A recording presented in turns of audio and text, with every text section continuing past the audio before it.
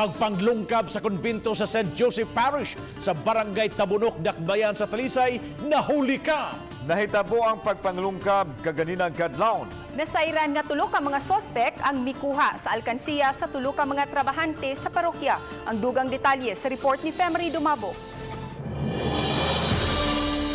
Sa kuha sa CCTV footage sa kumbento, makita kining tulo ka mga lalaki nga yano lang galakaw paingon sa gate.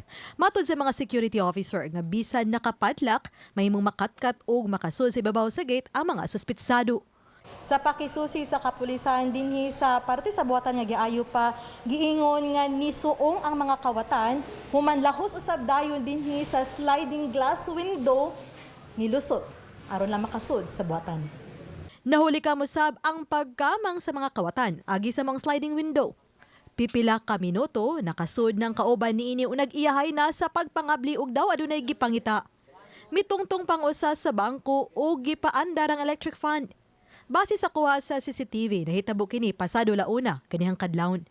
Nasayran sa mga biktima ang lungkab pasado las 4 na sa kadlawon.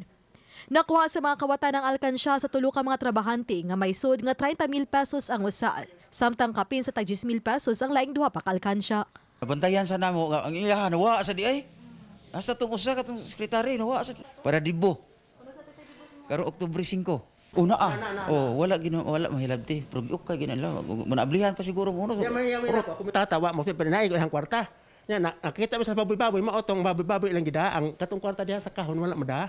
Si Police Corporal Clifford Lirio, investigador sa Talisay City Police Station, nitugan nga dakong tabang ang kuha sa CCTV pag-ila sa mga kawatan. Pa-coordinate ni barangay basig mailahan ni sila mga bata.